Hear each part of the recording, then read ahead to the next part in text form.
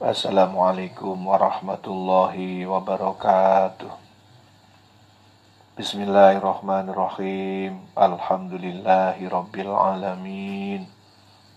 Allahumma sholli ala Sayyidina Muhammadin abdika wa nabiyyika wa rasulikan nabil ummi wa ala alihi wa sahbihi wa sallim taslima biqadri azamati dzatika fi kulli waqtin wa hin amma ba'd.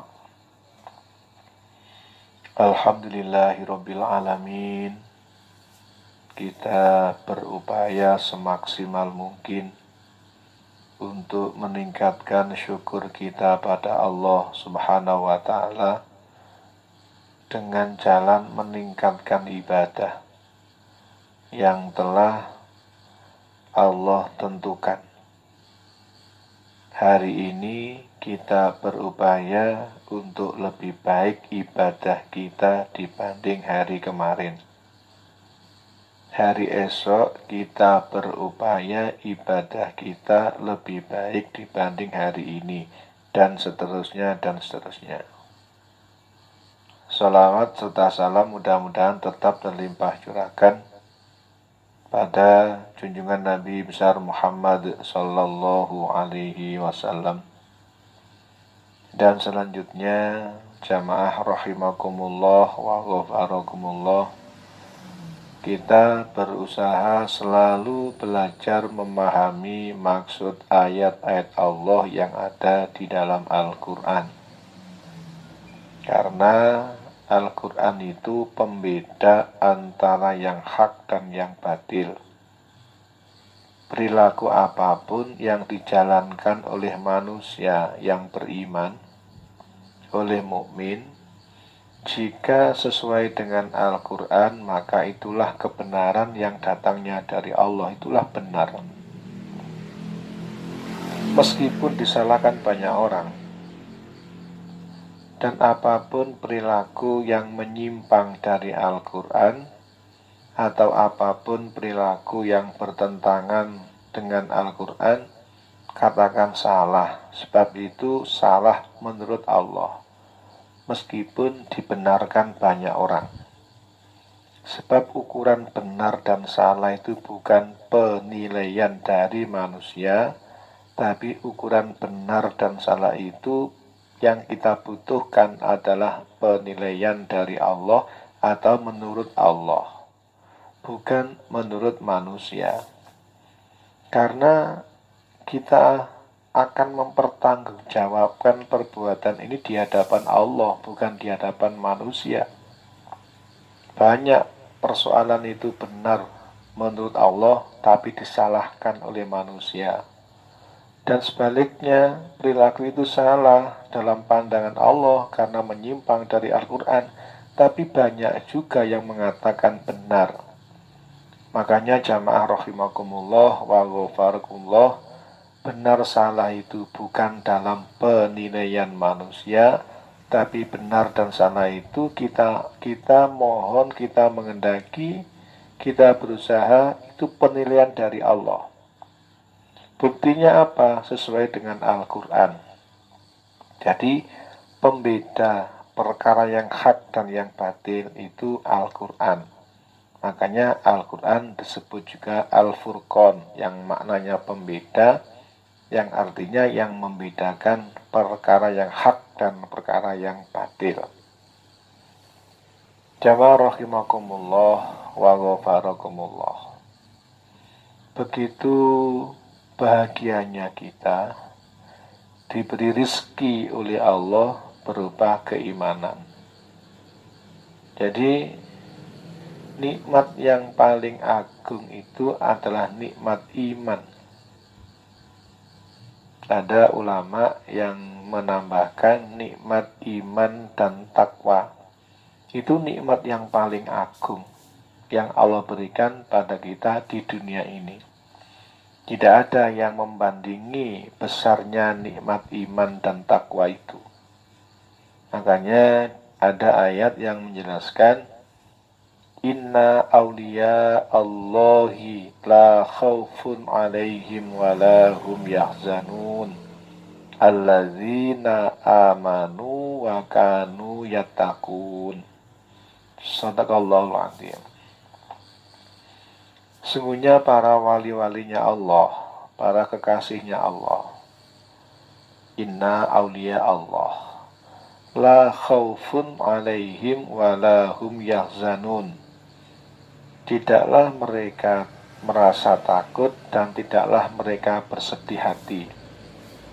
Siapakah yang disebut oleh Allah kekasihnya, wali-walinya yang tidak tersentuh rasa takut dan sedih hati? Dijelaskan ayat berikutnya, alladzina amanu, yaitu orang-orang yang beriman. Jamaah rahimakumullah wa ghafarakumullah. Nikmat yang sangat besar adalah nikmat iman. Rasul pernah bersabda, sangat mengagumkan urusan orang-orang yang beriman itu, sebab semuanya yang menimpa pada diri mukmin itu membawa suatu kebaikan baginya. Jadi Rasul bersabda, menakjubkan urusan yang menimpa pada orang yang beriman, sebab semuanya membawa kebaikan. Jika mukmin itu menerima sesuatu yang menyenangkan, maka dia bersyukur pada Allah, dan syukurnya itu merupakan kebaikan baginya.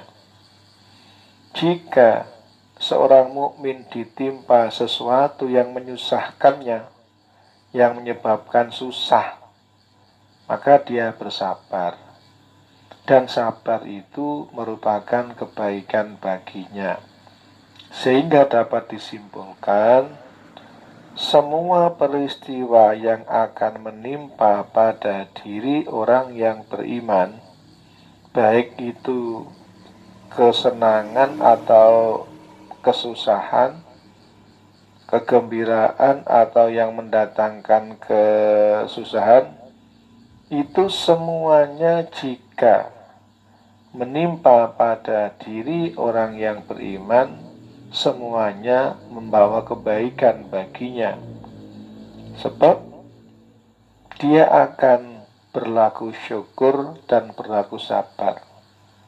Jika menyenangkan itu menimpa padanya, dia bersyukur. Jika yang menimpa padanya itu sesuatu yang membawa kesusahan, dia bersabar.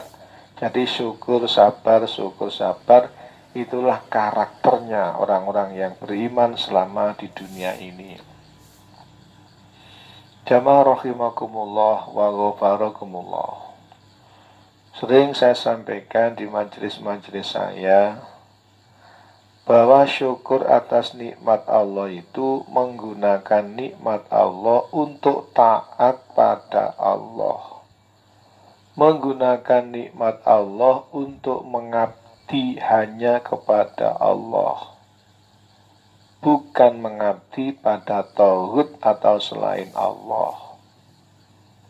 Sabar atas ujian Allah berarti apapun peristiwa yang menimpa padanya, yang berupa cobaan atau ujian atau sesuatu yang menyebabkan kesusahan, dia terima dengan sabar. Ada ulama yang menjelaskan atau merinci, sabar itu ada 3 wajah. Mereka mengatakan wajah. Sabar itu ada 3 wajah. Sabar yang pertama, sabar dalam menjalankan perintah-perintah Allah. Jadi orang yang ditimpa suatu musibah, kalau dia tetap menjalankan apa yang diperintah oleh Allah, maka dia tergolong orang yang sabar dalam wajah menjalankan perintah Allah, sabar dalam menjalankan perintah Allah. Jadi bukti sabar itu tetap menjalankan perintah Allah meskipun diuji sesuatu yang menyebabkan kebanyakan orang susah. Tetap menjalankan perintah Allah, itu namanya sabar. Tetapi jika diuji sesuatu, kemudian dia meninggalkan perintah Allah, itu bukan kategori sabar. Jadi sabar itu tetap menjalankan apa yang diperintahkan oleh Allah, meskipun perintah itu sunnah hukumnya.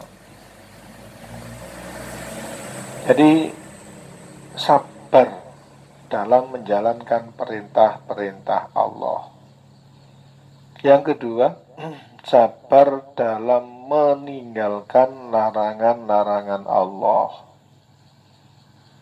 Jadi jika diuji sesuatu, seorang mukmin tetap meninggalkan apa yang dilarang oleh Allah, tetap menjauh dari berbuat yang dilarang oleh Allah. Itu kategorinya sabar. Kalau nggak mau jalankan perintah, ketika diuji sesuatu, kemudian nggak mau jalankan perintah, dan nggak mau meninggalkan larangannya dari Allah, maka bukan kategori sabar. Jadi kategori sabar itu tetap jalankan perintahnya Allah dan tetap menjauh dari yang dilarang oleh Allah. Itu kategori sabar. Jadi sabar ada 3 wajah. Yang pertama sabar dalam menjalankan perintah-perintah Allah. Yang kedua sabar dalam meninggalkan larangan Allah. Dan yang perlu kita pahami, manusia itu terdiri dari jasmani dan rohani. Perintah untuk berlaku sabar dalam menjalankan perintah Allah itu yang menggunakan jasmaninya atau seluruh jiwa raganya. Dalam bahasa Al-Quran, Allah telah membeli pada mukmin jiwa raganya dan harta bendanya dengan surga. Jadi jiwa raga ada yang zahir, ada yang batin.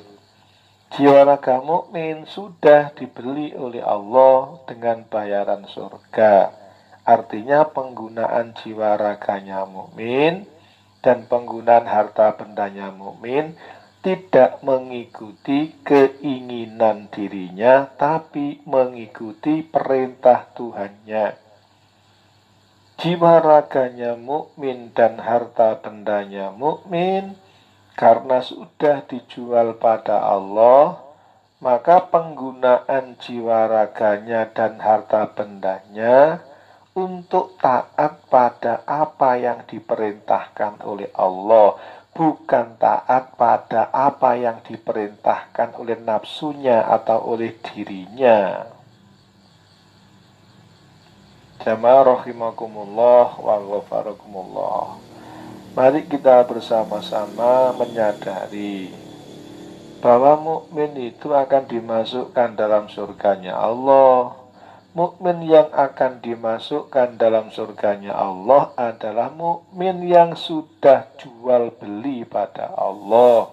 Mukmin menjual jiwa raganya dan harta bendanya pada Allah. Allah membelinya dengan membayar surga untuknya, untuk orang yang beriman. Oleh karena itu, saudaraku rahimakumullah wa ghafarakumullah, yang semula kita berbicara, kita melihat, kita mendengar, kita membelanjakan harta, semuanya mengikuti keinginan diri kita. Setelah kita paham bahwa jiwa raganya mukmin sudah dijual pada Allah, maka penggunaan jiwa raganya hendaklah kita berusaha dalam rangka hanya menjalankan perintah pemiliknya, yaitu Allah. Tangan ini jika kita pakai memukul orang, Allah perintah atau tidak? Jika Allah tidak perintah, maka jangan diikuti, jangan dijalankan mukul orang itu. Lesan ini jika saya pakai mengumpat, mencela, mencaci maki orang lain, itu perintah Allah atau bukan? Jika bukan perintah Allah, jangan dijalankan, berarti perintah nafsunya atau perintah setan. Maka karena sudah menjual lesannya pada Allah, penggunaan lisan hendaklah mengikuti apa yang diperintahkan oleh Allah selaku pemilik lisan itu yang diamanatkan pada mukmin. Termasuk penggunaan telinganya. Saudaraku rahimakumullah wa ghafarakumullah. Coba kita praktek, sungguh nikmat rasanya ketika kita mau menjaga lisan dari berkata kotor, dari berdusta, dari mencaci maki dan seterusnya.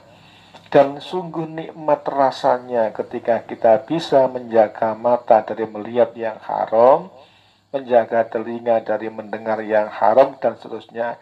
Itu Allah memberikan kenikmatan tersendiri yang tidak bisa dimiliki atau diceritakan pada orang lain kalau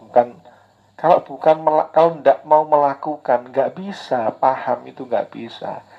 Nikmat ketika menjaga lisannya dari bicara kotor itu ada tersendiri rasa nikmatnya itu. Nikmat dari menjaga mata agar tidak melihat yang haram itu ada tersendiri kenikmatan yang beda dengan kenikmatan pertama. Menjaga telinganya dari mendengarkan yang haram ada sendiri rasa kenikmatannya. Jadi kita diberi Allah pengetahuan untuk menikmati buah-buahan.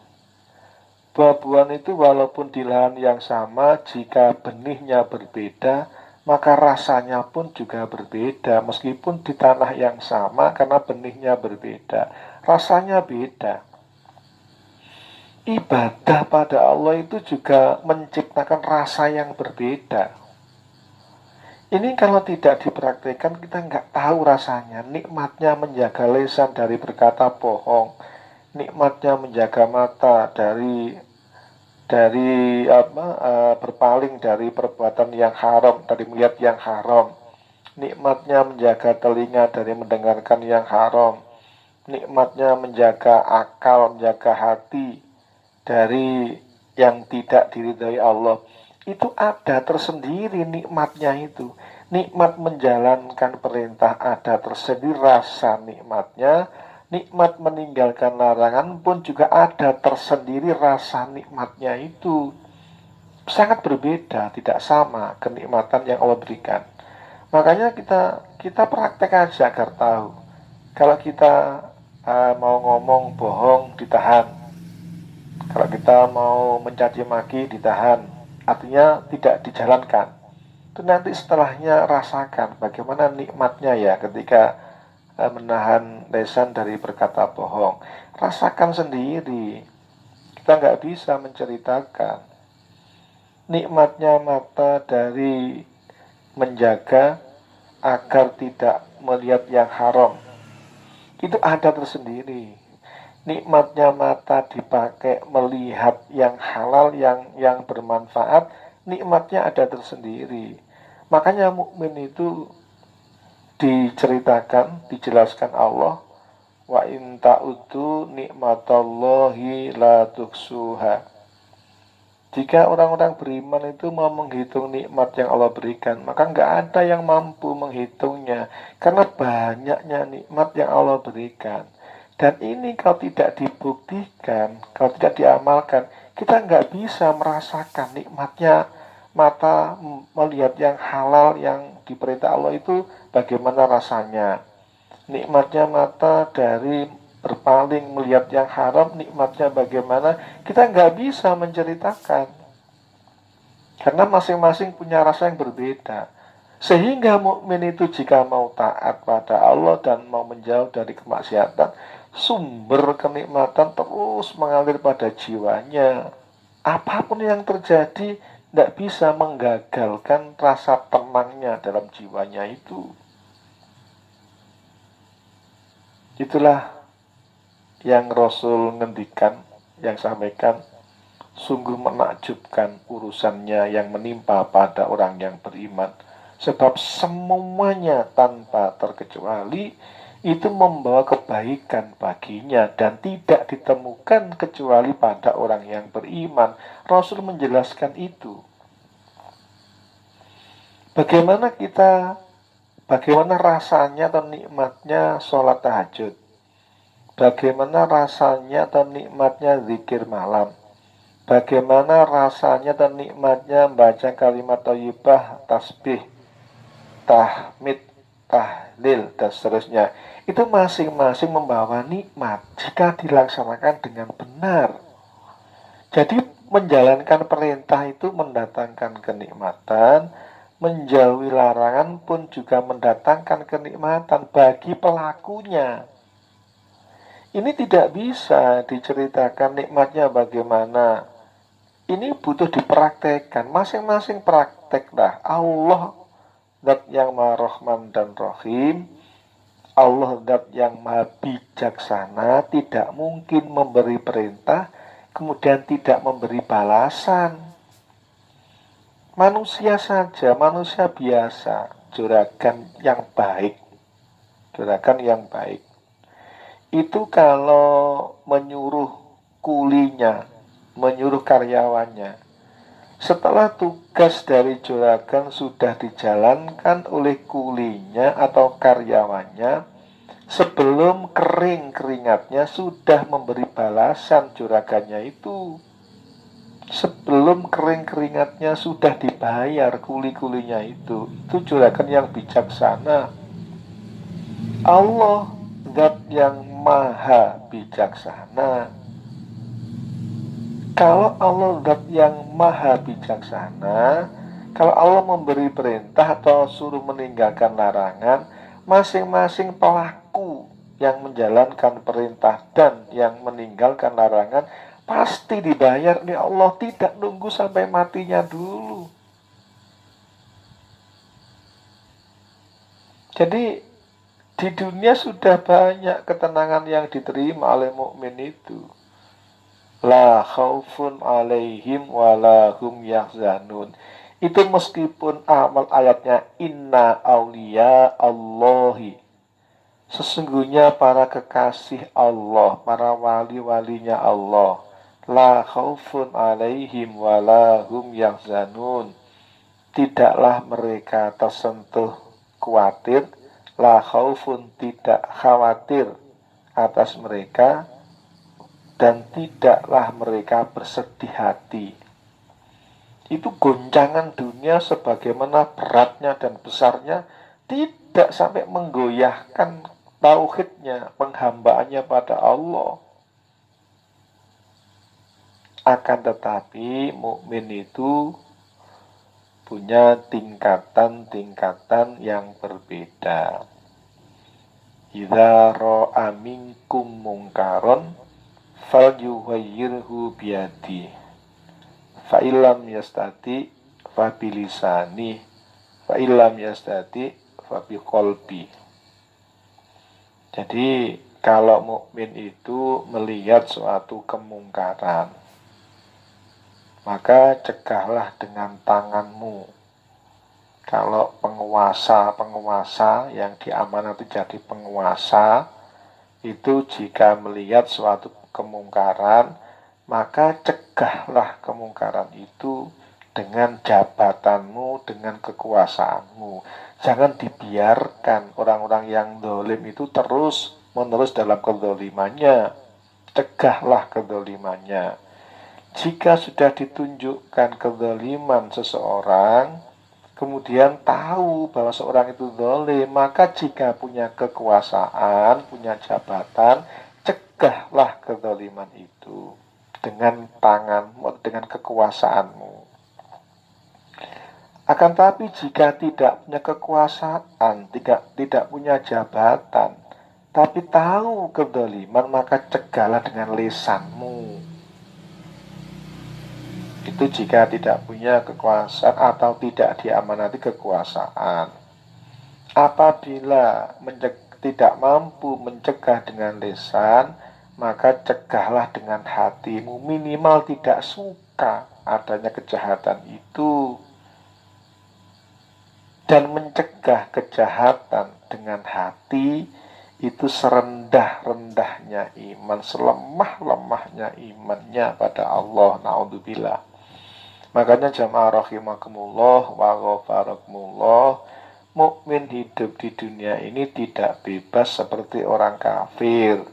Ad-dunya sijnul mukmin wa jannatul kafir. Dunia itu merupakan penjara bagi mukmin dan surganya orang kafir. Artinya apa? Orang mukmin itu kalau melihat suatu kemungkaran, dia nggak akan diam, tidak akan diam. Kalau menjadi pejabat, dia akan diingatkan yang dolim dengan kekuasaannya. Kalau dia manusia biasa, dia akan ingatkan yang dolim dengan lesannya. Jika dia orang yang lemah imannya, maka dia akan milih mengingatkan dengan hatinya. Itu orang yang lemah imannya. Kalau tidak punya iman, malah senang dengan kedoliman itu. Jadi orang yang tidak punya iman itu melihat kedoliman malah senang hatinya. Na'udzubillah. Mudah-mudahan semua saudaraku yang sebelumnya itu senang dengan kedoliman, tidak ada upaya untuk mencegahnya, baik dengan kekuasaannya maupun dengan jabatannya maupun dengan hatinya, malah dia merasa senang dengan kedoliman. Mudah-mudahan semua dosanya diampuni oleh Allah, semua kesalahannya diampuni oleh Allah, dan mudah-mudahan dimampukan oleh Allah untuk bertaubat dengan taubatan nasuha, atau taubat yang sebenar-benarnya taubat, tidak mengulangi lagi, membiarkan kezaliman yang telah dilihatnya. Jamaah rahimakumullah wa ghafarakumullah. Jadi mukmin di dunia ini tidak santai. Dia akan berupaya melaksanakan hukum dan aturan Tuhannya, yaitu Allah. Dia tidak akan santai, tidak akan memikirkan dirinya sendiri, tidak hanya memikirkan keluarganya sendiri, tapi yang dipikirkan oleh mukmin adalah umat. Semuanya. Jadi mukmin itu tidak hanya tidak egois memikirkan diri sendiri atau keluarganya sendiri, tapi memikirkan umat, memikirkan keselamatannya umat. Jadi ciri orang yang akan dimasukkan surganya Allah dan yang akan dijauhkan dari nerakanya Allah, dia akan mengajak orang lain sebanyak-banyaknya untuk masuk surga dan mengajak orang lain untuk menghindari terjerumus dalam neraka sebanyak-banyaknya. Jadi terus mukmin itu enggak nganggur kehidupan dunia ini. Terus sibuk untuk berjuang di jalan Allah. Dia tidak hanya memikirkan keselamatan dirinya, tapi dia juga memikirkan keselamatan umat. Jika ada yang zalim, maka diingatkan dalam rangka memikirkan keselamatan umat. Bukan karena benci dengannya, bukan. Karena memikirkan keselamatan umat. Kenapa ada kemungkaran kok diingatkan? Memikirkan keselamatan umat. Kalau dirinya dihambat, dilarang untuk terus-menerus berbuat dosa, maka umat pun juga dilarang untuk terus-menerus berbuat dosa dengan cara amar ma'ruf nahi mungkar. Ditunjukkan ini kemungkaran. Walaupun sudah ditunjukkan, kemudian tidak ada perubahan sama sekali. Orientasinya mukmin bukan pada hasil, tapi pada pengorbanannya. Guru saya mengatakan, yang dinilai Allah itu bukan hasilnya, tapi pengorbanannya.